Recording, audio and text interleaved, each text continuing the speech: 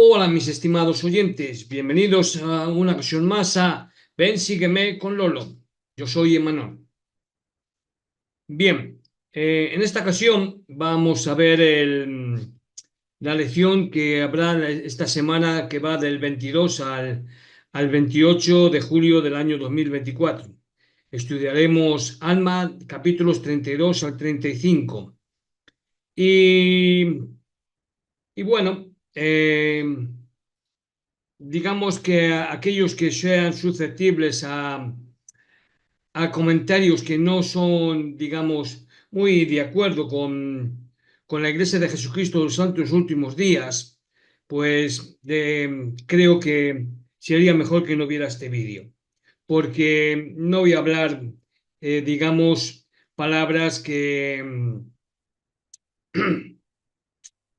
sean muy de acuerdo o que están muy de acuerdo con la Iglesia. Me refiero a que vamos a estudiar Ben Sígueme, el libro Ben Sígueme, pero desde la otra perspectiva. Recordad, recordad que una moneda tiene dos caras, ¿eh? Y no todo lo que dice el libro de Mormón es cierto y verdadero. Es más, yo no considero que el libro de Mormón no sea más que otro libro de Harry Potter o otro libro similar al Señor de los Anillos, o otro libro de fantasía o de ciencia ficción. Esa es mi consideración. Y voy a demostraros y voy a deciros por qué. ¿De acuerdo? Bien, lo primero que vamos a hacer es ver la lección de hoy, ¿eh? Voy a compartir pantalla, ¿eh? Voy a compartir pantalla con sonido incluido, ¿eh? Así todos estamos aquí. Bien, este es el, digamos, eh, aquí, este. Esta es la lección de hoy, ¿eh? Ven, sígueme, del día 22 a 28 de julio, plantad estas palabras en vuestros corazones. Y aquí tenemos, pues, el libro del manual esto es para adultos, lo de la plantar la semilla, capítulos 32 al 35. ¿Qué nos dice Alma 32? Bien, vamos a ver. Nos dice Alma 32 en la sinopsis que tenemos aquí arriba, ¿eh? La sinopsis voy a marcarla para que veáis, y nos dice que esto fue escrito aproximadamente 74 años antes de Cristo, ¿eh? Alma enseña a los pobres cuyas aflicciones los habían humillado. La fe es una esperanza en aquello que no se ve y que es verdadero. Alma testifica que ángeles ministran a hombres, a mujeres y a niños. Alma compara la palabra a una semilla. Esta se debe plantar y nutrir. Esto está en el 32-28. Entonces crece hasta llegar a ser un árbol del cual se recoge el fruto de la vida eterna. Bien, entonces vamos a verlo. Es decir, aquí tenemos en el lado derecho, ¿eh?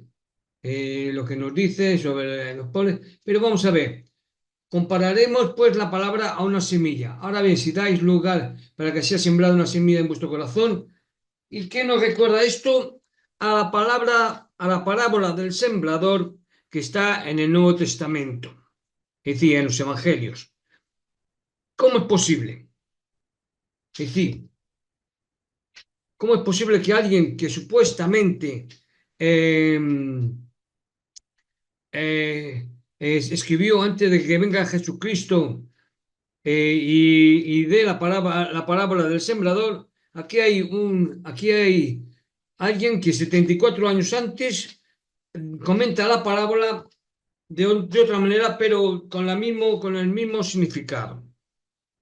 Esto es, digamos, que es una libertad literaria que se tomó José Smith, ya que como él conocía las escrituras, él metió esto y dice, y si cuela, cuela. Pero vamos a ver más, ¿eh? Vamos a pasar al capítulo 33, porque no me quiero extender mucho. Bien, vamos aquí a ver el capítulo 36. Se nos enseñó que los hombres deben orar y adorar en todo lugar y que los juicios aparten a causa del Hijo. Sí, otra vez está hablando, es decir, comentando cosas que está en el Nuevo Testamento. Zenoz enseñó que la misericordia se concede a causa del Hijo. ¿Qué Hijo? Se refiere al Hijo de Dios, a Jesucristo. ¿Cómo puede hablar del Hijo de Dios de algo que todavía no estaba, no se había plasmado? Moisés levantó. Ah, lo hice porque. No, pero vamos a ver. Sí, sé que muchos van a decir, sí, pero es que en el libro de Mormón se menciona las palabras que dijo Isaías, que hablaba acerca del Mesías, el Hijo de Dios, etcétera, etcétera. Bien, craso error, craso error. Veréis, está demostrado científicamente que dos personas no pueden escribir las mismas cosas de igual manera con los mismos acentos, con las mismas tildes, comas, etcétera, etcétera. ¿Eh? Para que lo entendáis. Digamos que, y lo voy a explicar con las palabras del Nuevo Testamento de Jesús. Es decir, ¿por qué Jesús hablaba en parábolas? Básicamente todos sabéis que Jesús hablaba en parábolas para que el pueblo entendiese más o menos, porque hablaba de cerdos, de ovejas, de semillas, que el pueblo es lo que tenía y sabía. Luego la interpretación es lo que, digamos, que estaba supeditada a aquellos que entendiesen un poco la ley y las palabras. Bueno, pues digamos que en el lugar donde estaba Isaías, hablaría de una manera muy diferente a como hablaría al pueblo de ley, es decir, al pueblo de Nefi y de Namán. Bueno, porque se hablaría de otra manera. Era un pueblo que había salido de Jerusalén, pero para hablar con ellos, la enseñanza hubiera sido diferente. Es como en el colegio, cuando los niños dicen, es decir, cuando en la suma dice, tengo 3 manzanas y me quitan 2 manzanas, ¿cuántas manzanas me quedan? Oh, pues una denuncia para la policía porque ladrones. Es decir, esto es añadido mío. ¿Entendéis? A los niños se les habla de manzanas, pero a los adultos no les hablarías de manzanas, sino les diría, si yo tengo 3 monedas y me quitan una, ¿cuántas monedas me quedan en el bolsillo? O como dijo uno, si yo tengo 3 monedas y me queda una que tengo, un roto en el pantalón. Bueno, pues esto también es añadido mío. A lo que voy, y con esto, no, he hecho aposta lo de los chistes y las bromas, ¿eh? Lo he hecho para que veáis, ¿eh? Porque que os he dicho varios ejemplos y he usado diferentes formas para explicar una suma y una resta, ¿eh? Las palabras de Isaías que aparecen en el libro Mormón no pueden aparecer porque Isaías vivió mucho después de la salida de ley. Por tanto, no podía repetir esas palabras. Así que, por tanto, esto de lo del hijo, los del pueblo de ley no lo sabía. No sabían. Y el libro de Mormón nos muestra como que todo se centra en ello. Pero vamos a seguir. Porque estamos aquí. En Moisés levantó.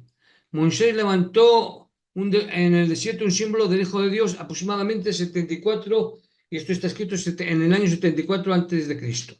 Bien. Eh, hasta hoy día, y con ello no intento quitar la creencia en la fe a nadie, no se ha podido demostrar la existencia de Moisés. Se sabe que hubo una persona que podía llamarse Moisés, eso lo podéis ver en los vídeos de controversias mormonas. ¿Eh? Se supone que hubo una persona que podía muy bien llamarse Moisés, le podemos llamar Moisés a la persona que escribió el Pentateuco, que es donde está Moisés. Pero no hay pruebas de ese éxodo, en el éxodo que narra el Pentateuco. Es verdad que hubo un éxodo, pero fue un éxodo egipcio y fue mucho antes de Moisés, mucho antes de cuando lo figura Moisés. Entonces es una persona que está plagiando hechos o está contando hechos que ocurrieron hace mucho tiempo atrás y lo está poniendo como si fuera algo nuevo. ¿Eh? Y os digo esto porque se ha demostrado científicamente que la época que se narra lo del Pentateuco, y estoy me refiriendo a José y su esclavitud, que fue vendido a los hermanos, bla, bla, bla. Bien, no hubo tal cautiverio de esclavos judíos. Es más, no tenían esclavos los egipcios. Está demostrado científicamente y además, aunque os citara, os dijera que está plasmado en las paredes, pero vosotros diréis, ya, pero es que aparece en el Pentateuco que se quitara el nombre de José y tal y cual. Bien, pero los hechos históricos muestran que había gente que trabajaba en Egipto en la época en que se narra la época de José y que venían, trabajaban, se iban, etcétera, etcétera. No hay pruebas tampoco de decir de lo de las plagas, pero vamos a centrarnos en lo de Moisés y su éxodo. Ya digo, hubo un éxodo mucho antes de la época en donde se da que vivió Moisés. eh, Hubo un éxodo, pero cuando en el tiempo de las narraciones de Moisés, del éxodo y demás, no hay pruebas. Se ha examinado digamos, el camino que recorrieron durante 40 años, ya ves, 40 años. Es decir, más de 2 millones de personas y no dejan ni un rastro de vasijas, de nada. Porque se han encontrado objetos antes de Moisés, después de Moisés, pero no el de la época de Moisés. ¿Cómo es posible? ¿Cómo es posible esto? Por tanto, luego se ha drenado el Mar Rojo, no hay pruebas de caballo, ni de carro, ni nada. Ahí no hay nada en el Mar Rojo, así que es muy, digamos, sospechoso y dudoso de la existencia de Moisés. Por tanto, que aquí hablen de Moisés, que levantó en el desierto un símbolo. Sí, por supuesto que el pueblo de ley creía en Moisés, pero ya digo que, que era un símbolo del Hijo de Dios. ¿Cómo hablaban de lo que iba a hacer el Hijo de Dios? ¿Cómo lo podían saber? Sí, por muy profetas que sean, no eran adivinos ni nada similar. Pero continuemos, porque esto es interesante, lo que va a venir ahora mismo. Bien, Amulet testifica que la palabra está en Cristo para la salvación. Bien, y lo vamos a leer. Vamos a leer los versículos 1 y 2, ¿de acuerdo? Vamos a leer estos dos versículos que estoy señalando. Y aconteció que después que Alma les hubo hablado estas palabras, se sentó en el suelo, y Amulé se levantó y empezó a instruirlos diciendo: Hermanos míos, me parece imposible que ignoréis las cosas que se han hablado concernientes a la venida de Cristo, de quien nosotros enseñamos que es el Hijo de Dios. Sí, yo sé que os enseñaron ampliamente estas cosas antes de vuestra disensión de entre nosotros. Bueno, pues aquí hay un problema y os lo voy a decir. Es esto, concernientes a la venida de Cristo. Esto es un problema porque la palabra Cristo, para aquellos que no lo sepan, es una traducción del griego, que es ungido. ¿Eh? Entonces, cómo puede escribir aquí en la época del pueblo de ley, que escribían en egipcio reformado, incluso podemos hablar en hebreo y demás, cómo pueden, digamos que sí, sí, aunque sí, se me dice que era de griego, pero vamos, digo, del hebreo, pero en hebreo no sería Cristo, ya digo, la palabra Cristo la formuló Pablo en sus escritos, y como lo traducía y como escribía ya digo, en griego, la traducción de ungido en griego es Christoph, Cristo. Entonces, ¿por qué una palabra griega, una palabra que se traducida del griego, aparece aquí en Alma 34, de quien nosotros llamamos que es el Hijo de Dios? Esto también fue cosa de Pablo. Pablo fue el que precursor digamos, del cristianismo y fue el que estableció este fundamento, es decir, el que llamó a Jesús Cristo, en sí, el ungido, el esperado, el Mesías. Entonces, si a mí me ponen aquí, si era un concerniente a la venida del Mesías, lo podía entender, porque ellos estaban esperando a un Mesías, pero no que el Mesías tenía que era el Hijo de Dios, porque todos somos hijos de Dios, en teoría, según las Escrituras, según las Biblias.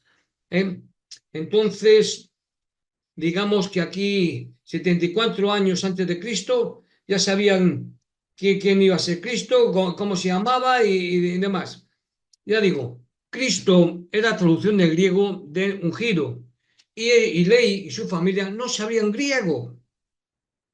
Que yo sepa, no sabían griego ni escribían con la fórmula del griego, sino que escribían con la fórmula hebrea de ungido.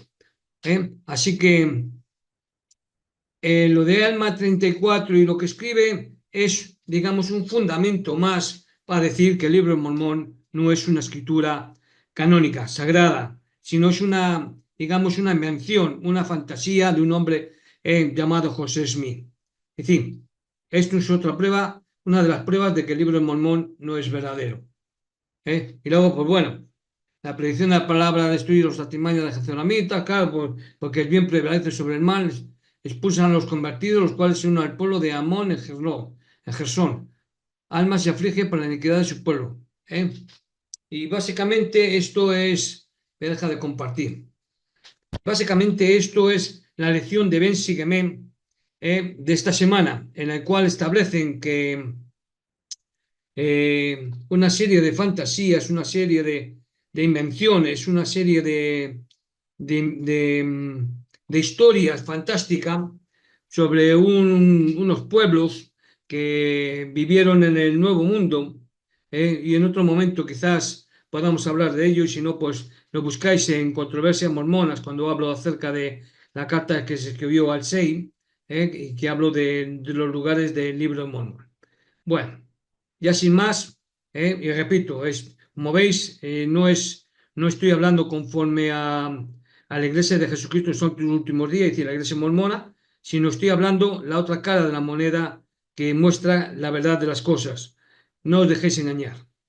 El libro de Mormón no es verdadero. El testimonio de un mormón no es verdadero. ¿Por qué digo que un testimonio? Porque enseguida salta, yo te testifico. Bien, un hebreo te va a testificar también con la misma espiritualidad, con la misma fuerza, como si fuera un gemelo idéntico a ti, o como si fueras tú mismo. Un católico que es idéntico a ti con la misma fuerza espiritual va a tener el mismo testimonio, pero con respecto a su iglesia. Así que lo del testimonio ya no es una fortaleza, es una debilidad, porque igual testimonio tienen los demás miembros de otras iglesias. Soy Emanón, el profeta desconocido, y esto ha sido Ben Sigemen, lecciones del libro de Mormón, de los capítulos Alma 32 a 35. Sé buenos, portados bien. Nos vemos. Hasta luego. Buena semana.